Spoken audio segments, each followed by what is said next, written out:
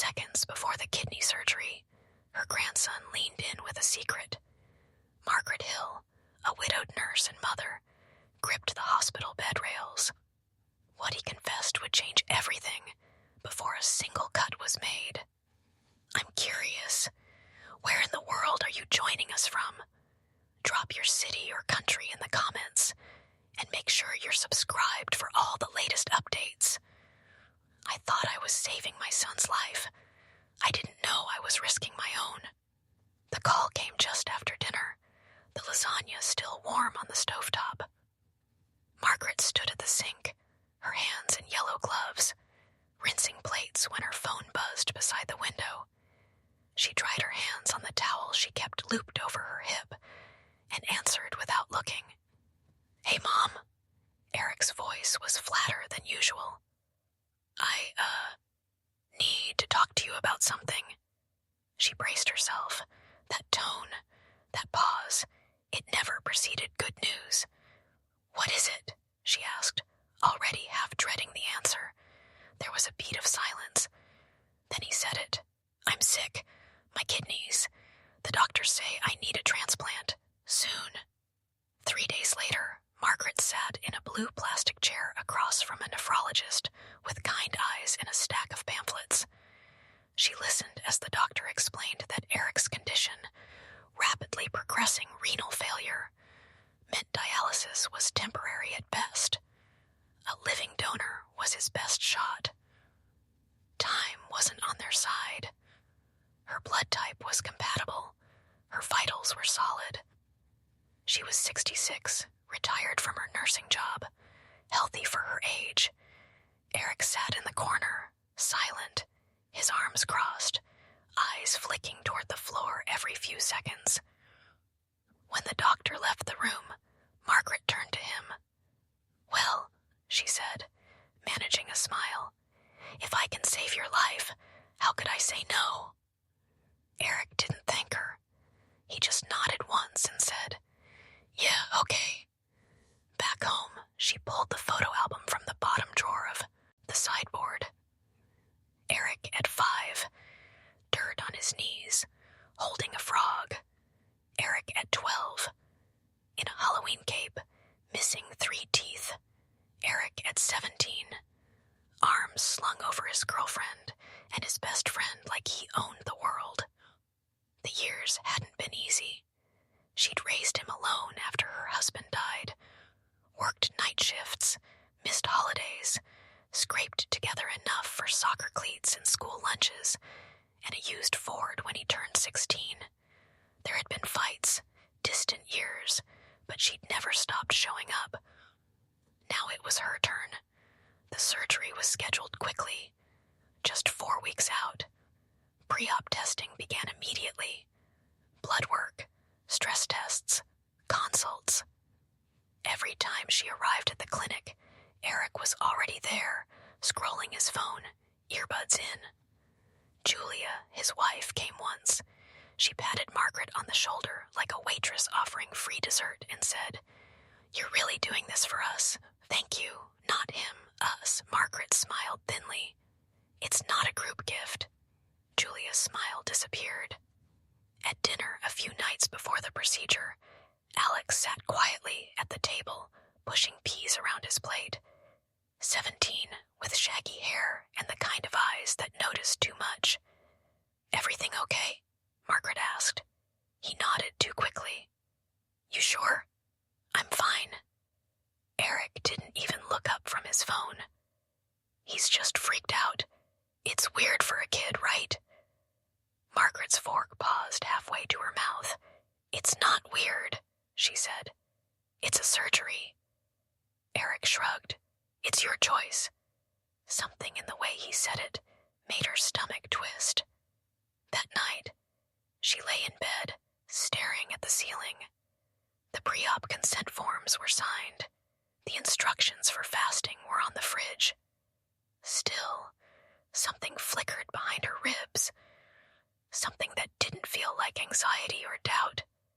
It felt like a warning. But the silence was louder, until at 11:43 p.m. came the soft knock on her bedroom door. She sat up. Yes. It opened slowly. Alex stood there, eyes wide, fists clenched at his sides. Grandma, he whispered, voice trembling. I need to tell you something. You can't do the surgery. Surgery date is. The next morning, Margaret stood in the kitchen steeping her tea, but the smell of bergamot turned her stomach. She hadn't slept. Not really. Alex's whisper still rang in her ears. You can't do the surgery. But he hadn't said anything more. Just those words, trembling on his lips. Then a long silence, the kind that stretches between generations when trust frays. She'd asked him what he meant. He'd looked like he wanted to speak, then shook his head and mumbled, Forget it. I'm probably wrong. She hadn't pushed, but now every beat of her heart felt off. Every tick of the kitchen clock landed like a drumbeat in her chest. At the grocery store, 2 friends from her book club stopped her by the apples. You're amazing, Margaret, Janice said. I mean, a kidney. For your own son. Not everyone would do that. Rita nodded. Some people's kids wouldn't even show up to visit, and here you are giving him a second chance. Margaret smiled. The kind that takes effort. You do what you have to do for family. But as she picked out Honeycrisps, she couldn't stop wondering, what if it wasn't really for him? What if it was just expected? That evening, Julia showed up at her door. Not with flowers, not with food, with a clipboard. I brought the final insurance addendums, she said breezily, stepping over the threshold without being asked. The hospital likes to keep everything tidy, just needs your initials. Margaret took the clipboard. 8 pages, small font, lines of numbers. Paragraphs about financial coverage and co-pay relief options. Julia pointed to a section in the middle. That part confirms your retirement plan would cover any residual out-of-pocket expenses from Eric's stay. Totally routine. Margaret froze. I thought insurance covered it. Well, most. This is just a backup, in case anything's denied later. You know how these systems work. I do, Margaret said flatly. I was a nurse for 30 years. Julia's smile faltered. So, you'll sign? I'll review it. A pause. Then Julia's voice turned sharp. He needs this, Margaret. Don't let cold feet mess it up. Margaret closed the door behind her without replying. That night, Eric called for the first time in days. He didn't ask how she was feeling. He didn't ask if she had questions about the surgery. He just said, The hospital called me. Everything's on track. Just make sure you're on time next Thursday. There was no thanks, no I love you, just instructions. She hung up and stared at the wall. The room suddenly felt colder. At dinner the next night, Alex barely touched his food. He didn't look up. Everything okay, sweetheart? She asked. He shrugged. Eric was at the end of the table, scrolling his phone with one hand, slurping spaghetti with the other. Julia drank wine like it was water. Alex, Margaret pressed, lowering her voice. Talk to me. He looked up. Why do you have to do this? He whispered. Eric scoffed. Don't start, kid. We've already been over this. We haven't, Margaret said sharply. Eric set his phone down hard. It's my health, my life. Why is everyone acting like I'm the villain here? No one said that, she replied. Keeping her tone calm, Julia added, We're just trying to move forward. Everyone's under pressure. Margaret excused herself early that night. Alex lingered behind, watching her go. In her bedroom, she stared at the consent forms again. Her signature looked like it belonged to someone braver, someone more certain. She didn't tear them up, but she didn't sleep either. At 2:07 a.m., she heard footsteps outside her room. A soft knock followed. "Come in," she said. Alex stepped in, pale and shaking. "Grandma, I lied. I do know something, and I can't keep it in anymore." He took a deep breath, then said, "Dad doesn't need your kidney. He already has another donor, and he never planned to tell you." The night before surgery, Alex knocks on her bedroom door. Secrets don't wait for anesthesia. They burst in whispers. Margaret sat upright in bed, the lamplight pooling against the blue quilt as Alex paced at the foot like a kid waiting to be scolded. But she didn't speak. Not yet. He was still unraveling. "I didn't know how to say it," Alex began, voice trembling. "I didn't even know if you'd believe me, but I swear, Grandma, I'm telling the truth." Margaret's throat felt dry. "Take a breath." Alex nodded, inhaled, exhaled. Then, Dad already found another donor, a cousin, on Julia's side, I think. They talked about it a month ago, when you first said you might match. Margaret blinked. "Another donor?" Alex nodded again, more firmly. "He already got tested. The match went through. I saw the messages on Dad's phone." "Then why keep pushing me?" Alex looked down. "Because Dad said it didn't hurt to have a backup, just in case. And because of the money." Margaret's heart stuttered. "What money?" "He told Julia if you went through with the surgery, the hospital would process everything under your insurance. Said they could maybe push the billing to your policy. That if something went wrong, there might be payout options." Margaret felt her vision narrow, as if the walls had taken a step inward. "And he said," Alex stopped, swallowed hard. "He said if anything happened to you, it'd all go to him anyway." Silence filled the room, heavy, shameful, shattering. Margaret leaned forward, trying to piece the moment together, trying not to fall into the dizzying void it opened inside her. "He told you this?" she asked quietly. "Not directly. I overheard, and then I looked at his phone. I know I shouldn't have, but—" "You should have," she interrupted. "You absolutely should have." Alex looked up at her, eyes red. "I didn't want to believe it, but the way he talks about you, Grandma, it's like you're a piece of property, not a person." Margaret pressed her hand to her chest. The betrayal sat there like a stone. All those appointments, the way Eric never said thank you, how Julia had shoved the clipboard in her face, and she had thought it was just stress, just illness, just pressure. But now, it was calculation. "Why now?" she whispered. Alex blinked. "What do you mean? Why tell me tonight?" He swallowed again. "Because tomorrow, they're gonna wheel you into that hospital. You'll be under anesthesia. You'll go through all of it thinking you're saving him." He stepped closer, eyes wide and wet. "But you're not. You're just being used. And I couldn't let that happen." For a long time, Margaret said nothing.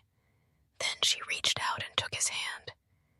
He flinched at first, like he was bracing for anger, but she just squeezed. "Thank you," she said. Alex let out a breath like he'd been holding it all year. "I don't know what to do now," she admitted. "I've signed everything. They're expecting me. Just say no. You still can. You have to."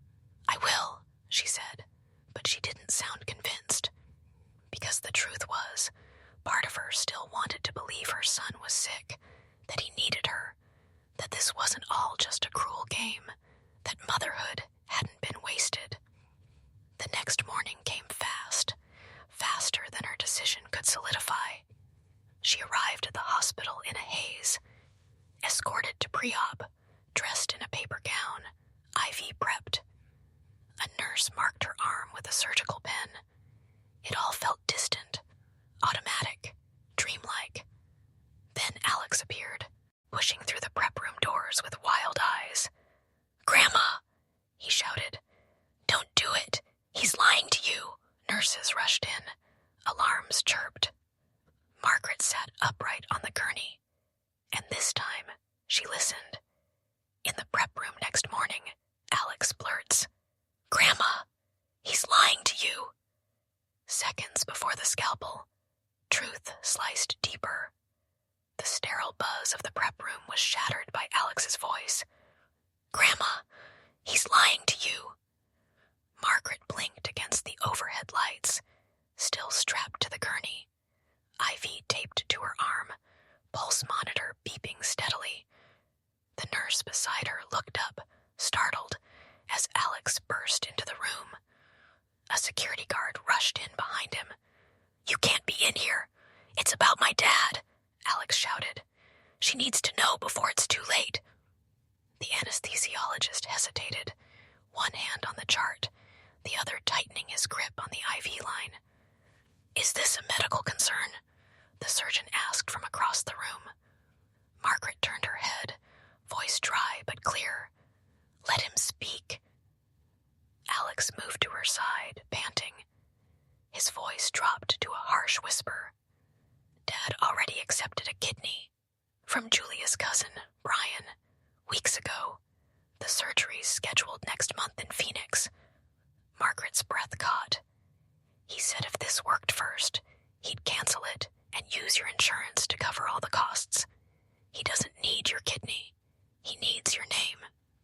A flicker of tension passed through the staff.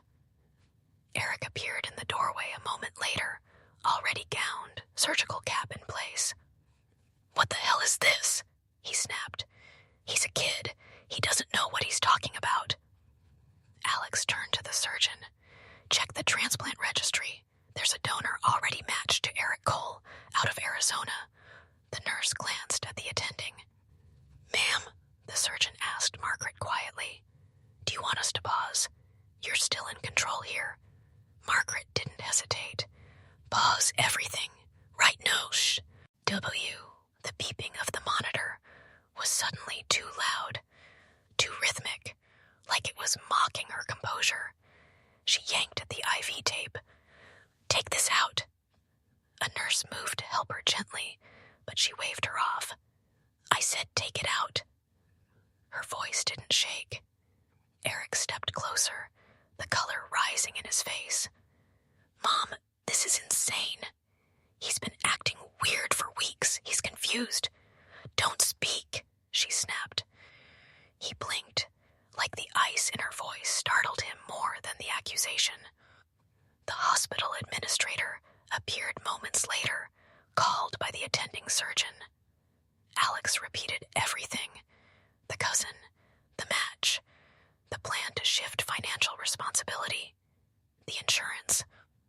"I overheard the calls," he said, "and I saw a message. They were joking about getting her signature before she changed her mind." The administrator frowned and tapped into a tablet. Margaret watched as he typed in Eric's name, navigated to a secure portal, and paused.